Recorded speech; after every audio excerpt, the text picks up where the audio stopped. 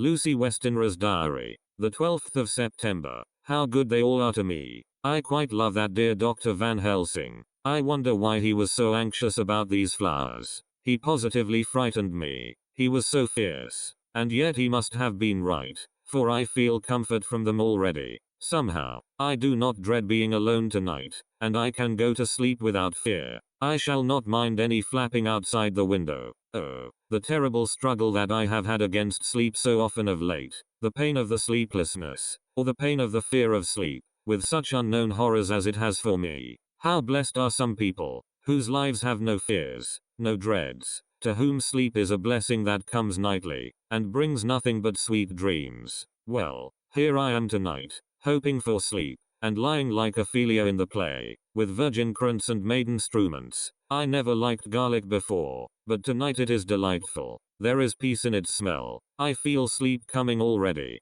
Good night, everybody. Dr. Seward's diary. The 13th of September. Called at the Berkeley and found Van Helsing, as usual, up to time. The carriage ordered from the hotel was waiting. The professor took his bag, which he always brings with him now. Let all be put down exactly. Van Helsing and I arrived at Hillingham at 8 o'clock. It was a lovely morning. The bright sunshine and all the fresh feeling of early autumn seemed like the completion of nature's annual work.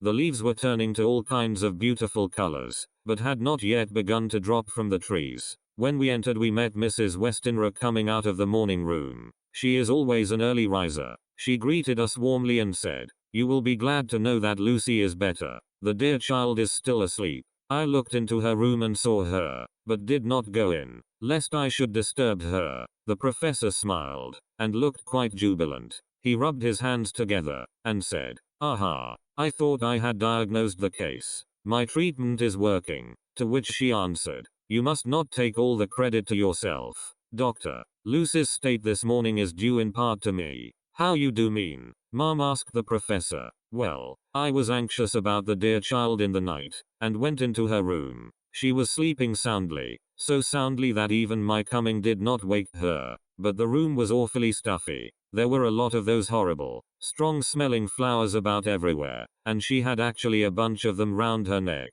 I feared that the heavy odor would be too much for the dear child in her weak state, so I took them all away and opened a bit of the window to let in a little fresh air. You will be pleased with her, I am sure." She moved off into her boudoir, where she usually breakfasted early. As she had spoken, I watched the professor's face, and saw it turn ashen gray. He had been able to retain his self-command whilst the poor lady was present, for he knew her state and how mischievous a shock would be. He actually smiled on her as he held open the door for her to pass into her room. But the instant she had disappeared he pulled me, suddenly and forcibly, into the dining room and closed the door. Then, for the first time in my life, I saw Van Helsing break down. He raised his hands over his head in a sort of mute despair, and then beat his palms together in a helpless way. Finally he sat down on a chair, and putting his hands before his face, began to sob, with loud, dry sobs that seemed to come from the very racking of his heart. Then he raised his arms again, as though appealing to the whole universe.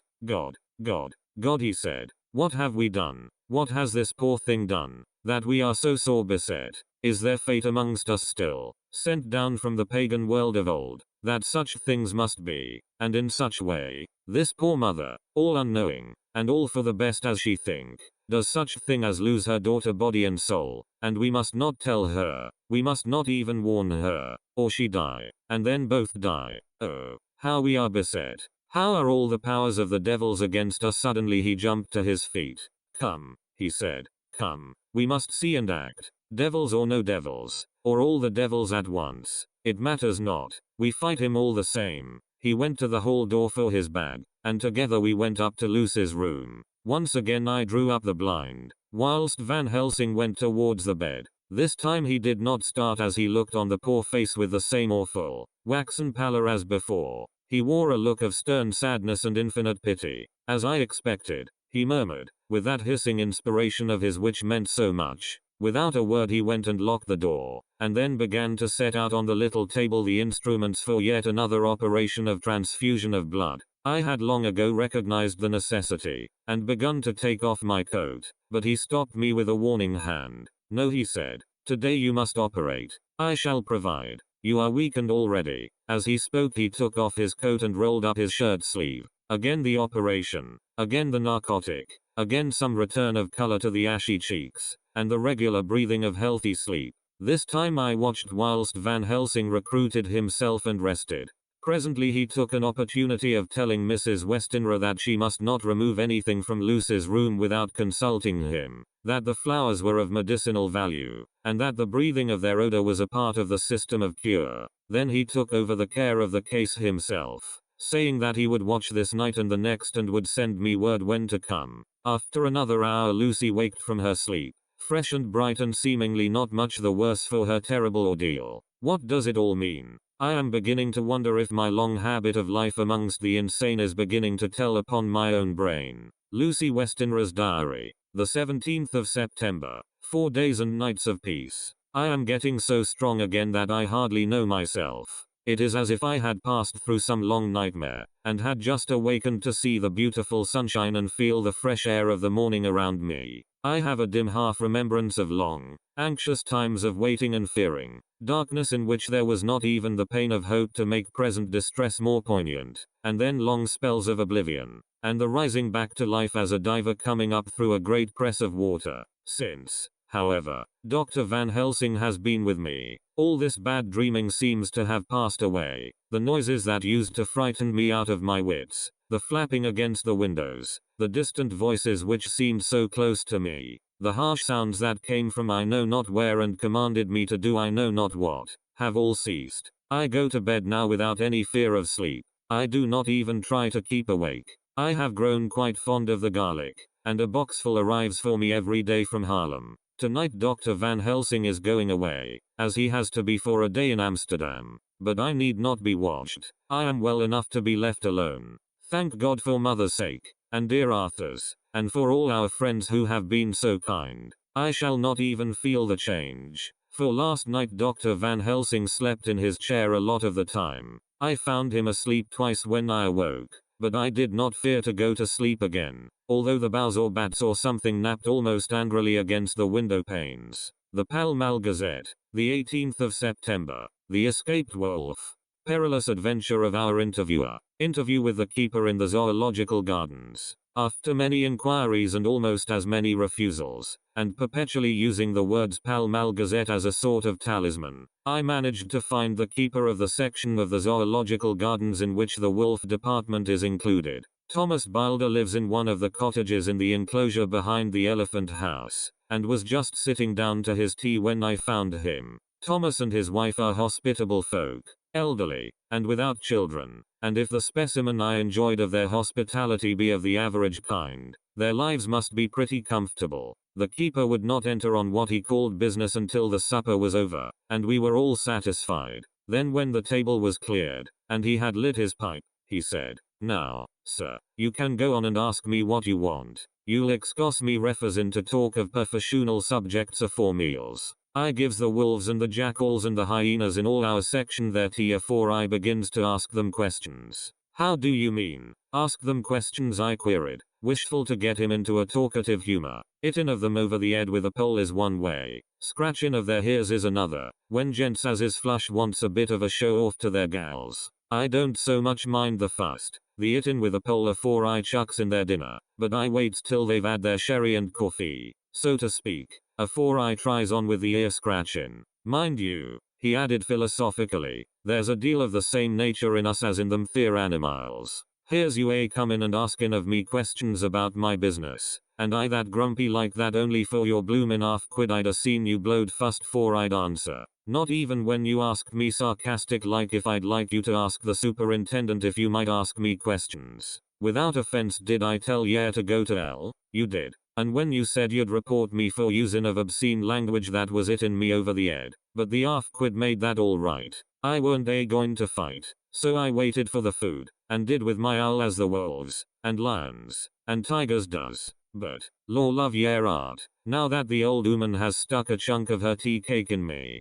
and rinsed me out with her bloomin' old teapot, and I've lit hup, you may scratch my ears for all you're worth, and won't get even a growl out of me. Drive along with your questions. I know what yer a comin' at, that escaped wolf. Exactly. I want you to give me your view of it. Just tell me how it happened. And when I know the facts, I'll get you to say what you consider was the cause of it, and how you think the whole affair will end. Alright, Governor. This here is about the old story. That wolf what we called Berserker was one of 3 grey ones that came from Norway to Jamratches, which we bought off him 4 years ago. He was a nice well-behaved wolf, that never gave no trouble to talk of. I'm more surprised at him for wanting to get out nor any other animal in the place. But, there, you can't trust wolves no more nor women. Don't you mind him, so broke in Mrs. Tom, with a cheery laugh. He's got mindin' the animals so long that blessed if he ain't like a old wolf myself. But there ain't no harm in him. Well, sir, it was about 2 hours after feedin' yesterday when I first hear my disturbance. I was making up a litter in the monkey house for a young puma which is ill, but when I heard the yelpin' and howlin' I came away straight. There was Berserker a tearin' like a mad thing at the bars as if he wanted to get out. There wasn't much people about that day, and close at hand was only one man, a tall, thin chap, with a hook nose and a pointed beard, with a few white hairs running through it. He had a hard, cold look and red eyes, and I took a sort of mislike to him, for it seemed as if it was him as they was irritated at. He had white kid gloves on his hands, and he pointed out the animals to me and says, "Keeper, these wolves seem upset at something. Maybe it's you," says I, for I did not like the airs as he give myself. He didn't get angry, as I hoped he would, but he smiled a kind of insolent smile, with a mouth full of white, sharp teeth.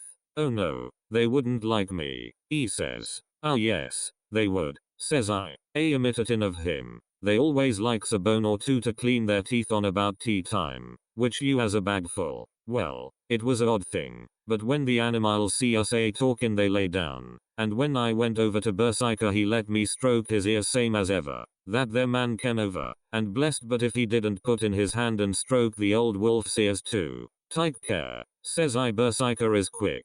"Never mind," he says. "I'm used to 'em. Are you in the business yourself?" I says, taking off my hat, for a man what trades in wolves, etc., is a good friend to keepers. "No," says he, "not exactly in the business, but I have made pets of several," and with that he lifts his hat as polite as a lord, and walks away. Old Berserker kept looking after him till he was out of sight, and then went and lay down in a corner and wouldn't come out the old heavening. Well, last night, so soon as the moon was up, the wolves here all began howling. There warn't nothing for them to howl at. There warn't no one near, except someone that was evidently calling a dog somewheres out back of the gardens in the park road. Once or twice I went out to see that all was right, and it was, and then the howling stopped. Just before 12 o'clock I just took a look round afore turning in, and, bust me, but when I came opposite to old Berserker's cage I see the rails broken and twisted about and the cage empty. And that's all I know for certain. Did anyone else see anything? One of our gardeners was comin' home about that time from Harmony, when he sees a big grey dog comin' out through the garden edges. At least, so he says, but I don't give much for it myself. For if he did he never said a word about it to his missus when he got home, and it was only after the escape of the wolf was made known, and we had been up all nighter, hunting of the park for Berserker, that he remembered seeing anything. My own belief was that the Harmony had got into his head. Now, Mr. Balder, can you account in any way for the escape of the wolf? "Well, sir," he said with a suspicious sort of modesty, "I think I can, but I don't know as how you'd be satisfied with the theory." "Certainly I shall. If a man like you, who knows the animals from experience, can't hazard a good guess at any rate, who is even to try? Well then, sir, I accounts for it this way. It seems to me that wolf escaped, simply because he wanted to get out." From the hearty way that both Thomas and his wife laughed at the joke I could see that it had done service before, and that the whole explanation was simply an elaborate sell. I couldn't cope in badinage with the worthy Thomas, but I thought I knew a surer way to his heart, so I said,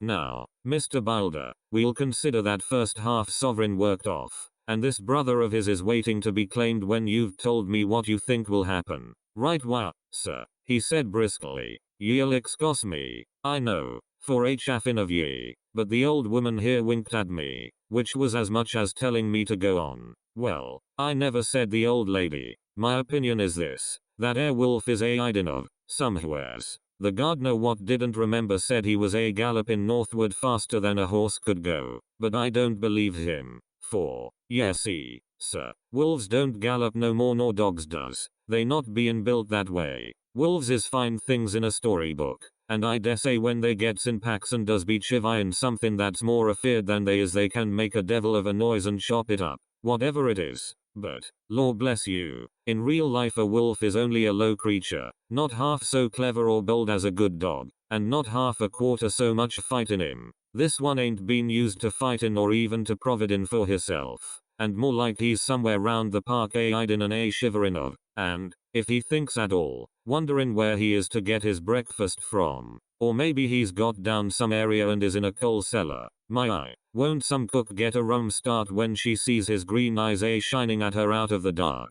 If he can't get food he's bound to look for it, and mayhap he may chance to light on a butcher's shop in time. If he doesn't, and some nursemaid goes a walkin' off with a soldier, Levin of the infant in the perambulator, well, then I shouldn't be surprised if the census is one babby the less. That's all. I was handing him the half sovereign, when something came bobbing up against the window, and Mr. Bilder's face doubled its natural length with surprise. God bless me, he said, if there ain't old Berserker come back by myself. He went to the door and opened it, a most unnecessary proceeding it seemed to me. I have always thought that a wild animal never looks so well as when some obstacle of pronounced durability is between us. A personal experience has intensified rather than diminished that idea. After all, however, there is nothing like custom, for neither Bilder nor his wife thought any more of the wolf than I should of a dog. The animal itself was as peaceful and well behaved as that father of all picture wolves, Red Riding Hood's quondam friend,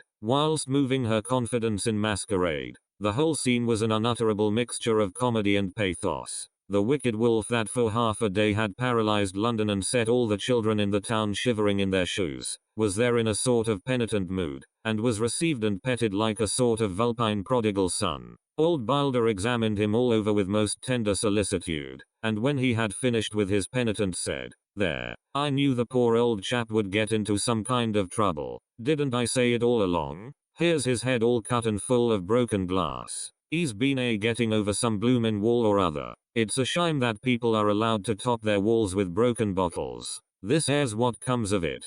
Come along, Berserker." He took the wolf and locked him up in a cage, with a piece of meat that satisfied, in quantity at any rate, the elementary conditions of the fatted calf, and went off to report. I came off, too, to report the only exclusive information that is given today regarding the strange escapade at the zoo. Dr. Seward's diary. The 17th of September. I was engaged after dinner in my study posting up my books, which, through press of other work and the many visits to Lucy, had fallen sadly into arrear. Suddenly the door was burst open, and in rushed my patient, with his face distorted with passion. I was thunderstruck, for such a thing as a patient getting of his own accord into the superintendent's study is almost unknown. Without an instant's pause he made straight at me. He had a dinner knife in his hand, and, as I saw he was dangerous, I tried to keep the table between us. He was too quick and too strong for me, however, for before I could get my balance he had struck at me and cut my left wrist rather severely. Before he could strike again, however, I got in my right and he was sprawling on his back on the floor. My wrist bled freely, and quite a little pool trickled onto the carpet. I saw that my friend was not intent on further effort, and occupied myself binding up my wrist, keeping a wary eye on the prostrate figure all the time. When the attendants rushed in, and we turned our attention to him, his employment positively sickened me. He was lying on his belly on the floor licking up, like a dog, the blood which had fallen from my wounded wrist. He was easily secured, and, to my surprise, went with the attendants quite placidly, simply repeating over and over again, "The blood is the life. The blood is the life. I cannot afford to lose blood just at present. I have lost too much of late for my physical good, and then the prolonged strain of Lucy's illness and its horrible phases is telling on me. I am overexcited and weary, and I need rest, rest, rest. Happily Van Helsing has not summoned me, so I need not forego my sleep. Tonight I could not well do without it. Telegram. Van Helsing, Antwerp, to Seward, Carfax. Sent to Carfax, Sussex, as no county given. Delivered late by 22 hours. the 17th of September. Do not fail to be at Hillingham tonight. If not watching all the time frequently, visit and see that flowers are as placed. Very important. Do not fail. Shall be with you as soon as possible after arrival. Dr. Seward's Diary. The 18th of September. Just off for train to London. The arrival of Van Helsing's telegram filled me with dismay. A whole night lost, and I know by bitter experience what may happen in a night. Of course it is possible that all may be well, but what may have happened? Surely there is some horrible doom hanging over us that every possible accident should thwart us in all we try to do. I shall take this cylinder with me, and then I can complete my entry on Lucy's phonograph. Memorandum left by Lucy Westenra. The 17th of September, night. I write this and leave it to be seen, so that no one may by any chance get into trouble through me. This is an exact record of what took place tonight. I feel I am dying of weakness, and have barely strength to write, but it must be done if I die in the doing. I went to bed as usual, taking care that the flowers were placed as Dr. Van Helsing directed, and soon fell asleep. I was waked by the flapping at the window, which had begun after that sleepwalking on the cliff at Whitby when Mina saved me, and which now I know so well. I was not afraid, but I did wish that Dr. Seward was in the next room, as Dr. Van Helsing said he would be, so that I might have called him. I tried to go to sleep, but could not. Then there came to me the old fear of sleep, and I determined to keep awake. Perversely sleep would try to come then when I did not want it. So, as I feared to be alone, I opened my door and called out, "Is there anybody there?" There was no answer. I was afraid to wake mother, and so closed my door again. Then outside in the shrubbery I heard a sort of howl like a dog's, but more fierce and deeper. I went to the window and looked out, but could see nothing, except a big bat, which had evidently been buffeting its wings against the window. So I went back to bed again, but determined not to go to sleep.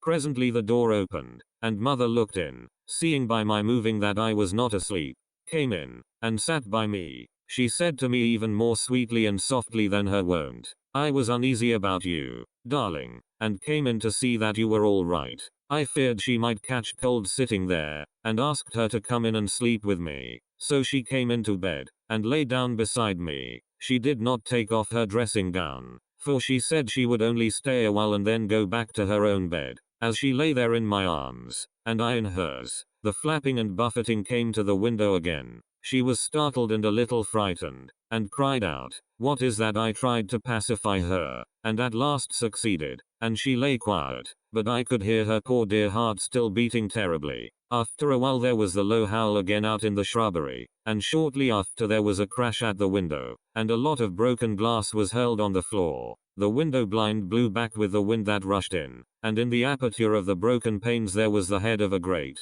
gaunt grey wolf. Mother cried out in a fright, and struggled up into a sitting posture, and clutched wildly at anything that would help her. Amongst other things, she clutched the wreath of flowers that Dr. Van Helsing insisted on my wearing round my neck, and tore it away from me. For a second or two she sat up, pointing at the wolf, and there was a strange and horrible gurgling in her throat. Then she fell over, as if struck with lightning, and her head hit my forehead and made me dizzy for a moment or two. The room and all round seemed to spin round. I kept my eyes fixed on the window, but the wolf drew his head back, and a whole myriad of little specks seemed to come blowing in through the broken window, and wheeling and circling round like the pillar of dust that travelers describe when there is a simoon in the desert. I tried to stir, but there was some spell upon me, and dear mother's poor body, which seemed to grow cold already, for her dear heart had ceased to beat, weighed me down, and I remembered no more for a while. The time did not seem long,